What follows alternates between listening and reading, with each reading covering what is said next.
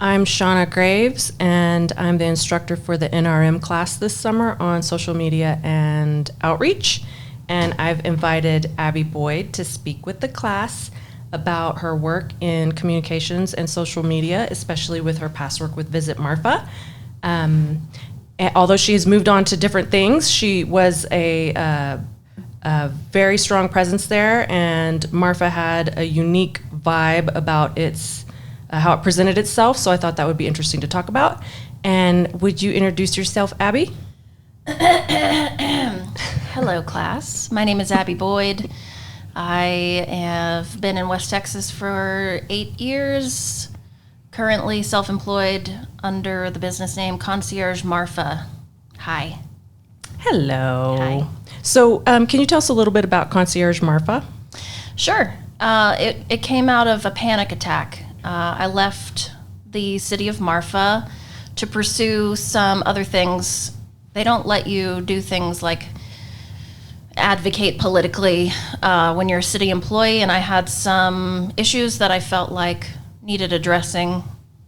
So I decided to move on from there without a plan, which is not really my thing. I like to have a hold of my next branch before I let go of the last one. And I had this idea for a while, Concierge Marfa, thinking about, what do I call it? Curated itineraries. Coming to Marfa, I think we all probably know, is difficult to navigate sometimes, even though it's such a small town. And people show up and they're a little clueless. And so just being able to call somebody ahead of time and say, what do I not miss? And being able to book visits for people, make sure they're seeing the things that are a little off the beaten path, a little harder to know about unless you know about them. And it's turned into event production. It's turned into consulting.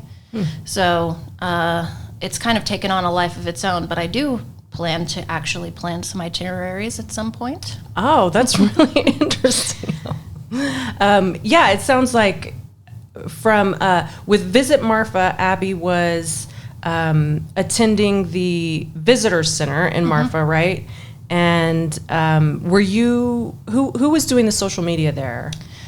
It was me. Yeah. For the most part, I would have loved to hand it off to somebody else. It's not something that I've been trained to do. Please excuse me. Oh, you're fine. I kind of started dabbling in social media at Chinati Foundation, which was the first place I worked in Marfa. As the visitor services person, we didn't have a committed communications person, so the departments would share the responsibility. It would get passed around month to month. So when visitor services had in social media that month, we had to kind of plan and take pictures and write captions in the voice of Chinati, whatever that was at the time. It was whoever was writing it in the moment. Was that very effective? Did that work for that organization? Was it? Do you think that an organization benefits from a more intentional? Yes. Yeah. Knowing what I know now, I would say no, that did not work. Yeah. I think, everything out here is slapdash together and the best we can do at the time we're doing it. So I think that, it was an interesting approach, but it just sort of, it put an extra load on one department who is usually pretty busy doing other things. And not focused on that type of communications. I wonder also if it has something to do with how there's this, people bemoan social media. They're like, oh, and it's kind of an afterthought, and it's not really embraced for its full potential, or even its full potential is kind of, not thought well of. But I wonder if that plays into it at all. I think so. I think, it's, to me, an institution or an organization or an individual is speaking from a voice, and especially someplace like Chinati or the city of Marfa or Sol Ross. Yeah. You want to kind of pick the point of view you're telling your story through, and you don't want it to change this month. we're using a lot of exclamation points. And next week, we are dry, and we are talking about the institutional knowledge of Donald Judd. So I think that, that got lost. Mm-hmm. And I struggled with it. There were times when I would get kind of reprimanded, like, hey, this isn't what we're going for. So having one person who knows the rules and who is the voice is a huge benefit. I think it's become more and more clear, and I think they do have had a more dedicated social media person. But I don't know. Their social media presence isn't huge still. Right, and maybe it doesn't have to be for that organization. It's different for different. I think, like you said, out here we're just throwing stabs blindly at certain jobs and tasks sometimes until we figure it out.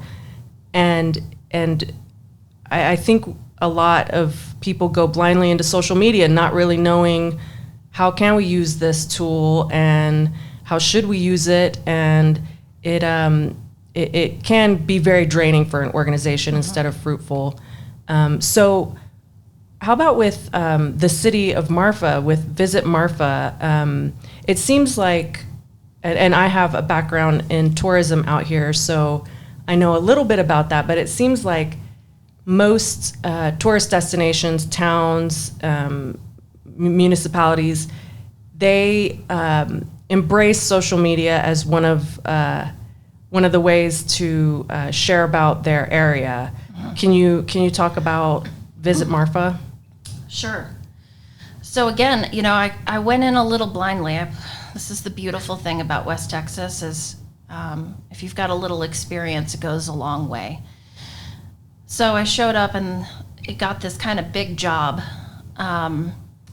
And it was kind of like starting from scratch in some ways. What they had in place was a little old-fashioned in my view. It didn't say a lot about the town. For instance, the logo. I refer to it as pirate font, although I've heard it also referred to as vampire, or it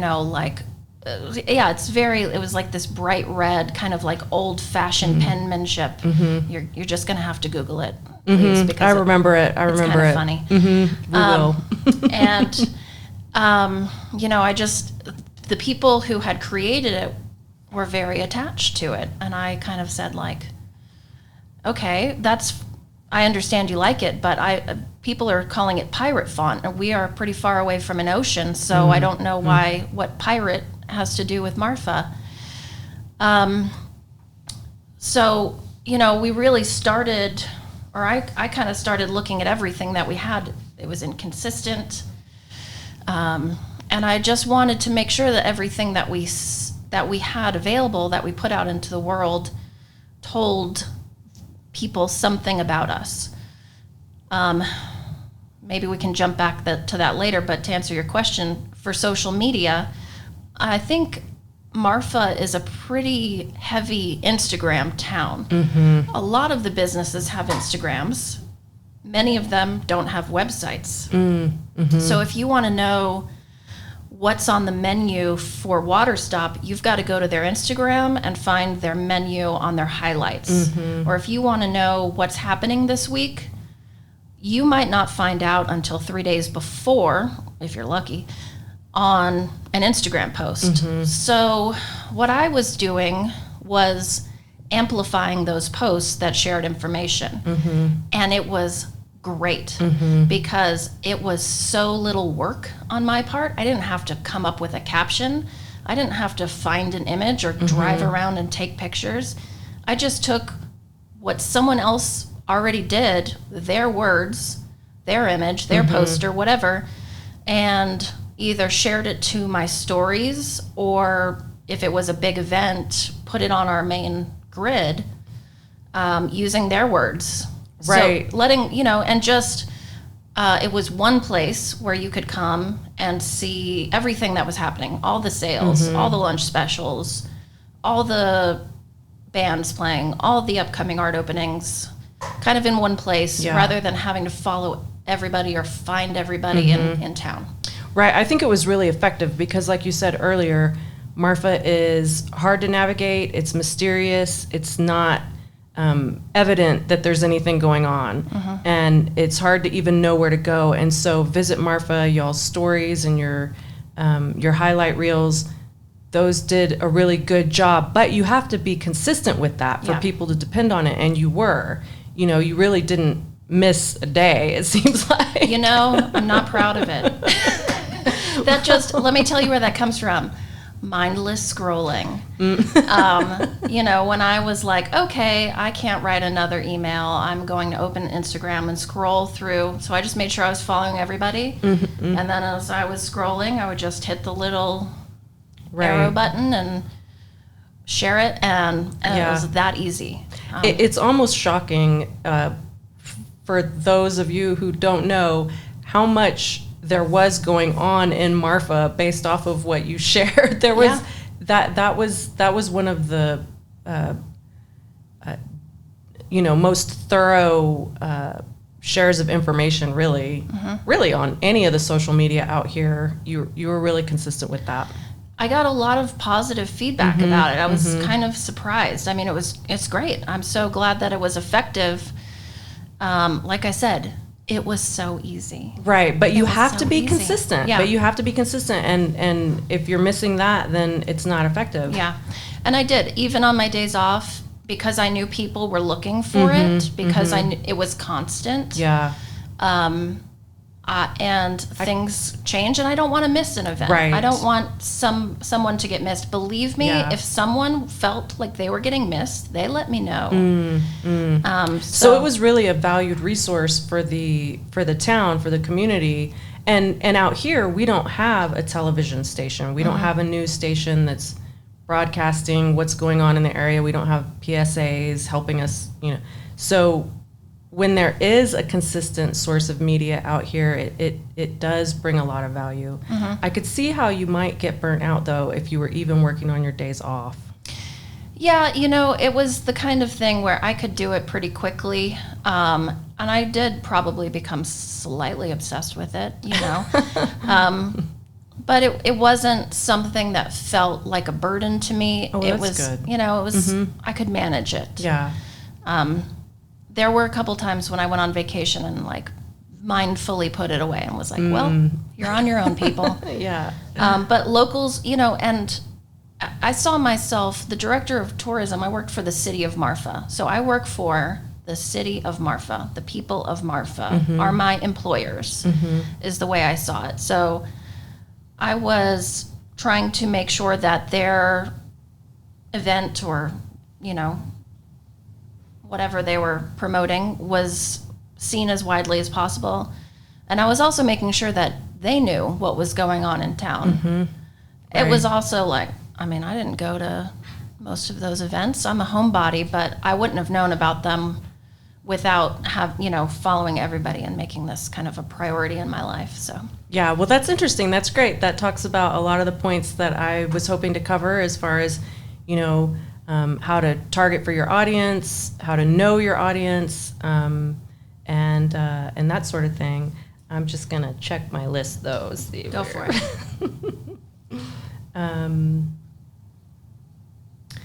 Okay, maybe we can leave off on this. Was there a successful campaign that you were really proud of in your work so far in communications?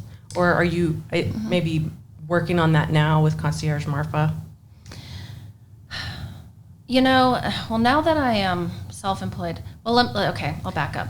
Logo story, I never heard the rest of that. So you came up with a new logo. Yeah, so, I was, when I came on, there was a person who'd been handling advertising. He does a lot of advertising out here.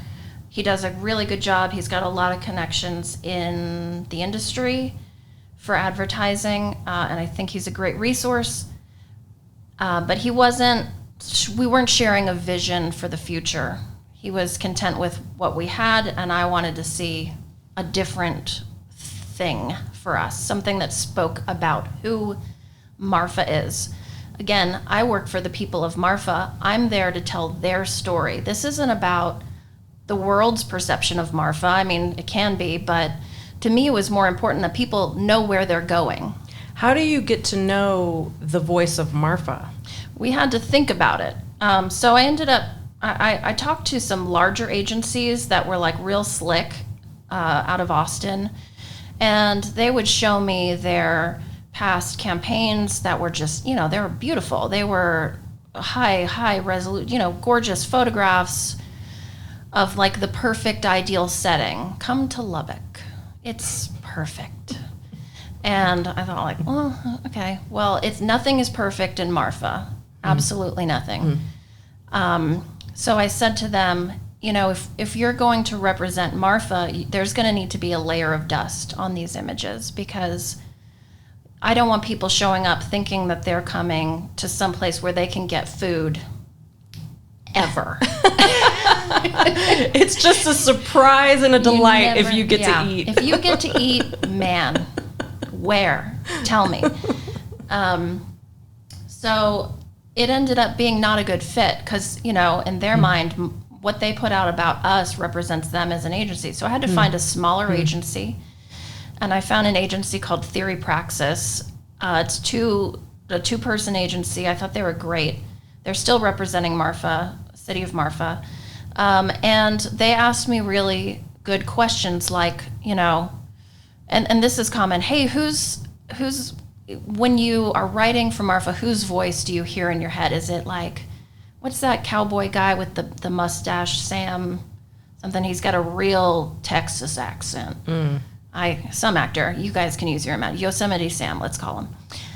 Is it that, and if so, we need to write through that guy's voice. And I said, no, I don't want to have a cartoon character, or any one race or gender or, background speaking from Marfa. We are too diverse for that. So what I actually thought back to my time at Chinati, and I thought about museum docents. So, it doesn't have to be Chinati that you're imagining, but imagine when you walk into a museum anywhere and there's someone standing nearby and, for the most part, they're going to just leave you alone. They're just present. But if you have a question, you can step forward and say, excuse me, do you know where the da-da-da, or what time does such and such? And they're going to give you very honest, straightforward information. So I just wanted to be sort of a passive voice. I didn't want to use a lot of, the best, the most, I didn't want to paint a picture that wasn't truthful. And I wanted to make sure to really highlight the fact, you pick language that wasn't like, in the middle of nowhere with a, just sort of dehumanizing the place. We wanted to say with a community of 1,700 and people, and really make sure that people knew they were coming to a town with residents who live there, and a history and a culture. And it wasn't just this place that you could come and take over and get anything you wanted. You're our visitor. You're welcome. We want you here, but be mindful of us, kind of a thing. Because there is, in Marfa, and I probably in Alpine at times, a contention between the tourist and the local. It can be burdensome when you have a line of demanding customers and you're understaffed. So anything that I could do to kind of lighten that burden on Marfa. Anyhow, the logo, what we ended up coming up with, it's beautiful, if I may say so myself. We picked these really neat colors that are inspired by the landscape and the architecture in Marfa. They're not, they're recognizable, but they're not typical colors. And there's sort of a spray behind it. It's a rectangle, which to me evokes Judd. It evokes train. It evokes movie. Nice. And then Marfa is sort of negative space in that, in just a really simple kind of modern font. So it's sort of the idea of land, sky, modernity, art, design. I think, God, it's so hard to make a logo. It is, but that's great. And a couple other pieces of architecture that fit in with that are Adobes. They're Adobe bricks. And RVs. Yep, totally. Which you will find. And that's what's so fun about it. You can look at a logo and go, okay, moving on. That's cool. But if you really, and what we did, believe me, sit with it, you can start to pull things out of it, and it can speak a lot about. So to me, it says something about where we are, which I really enjoy.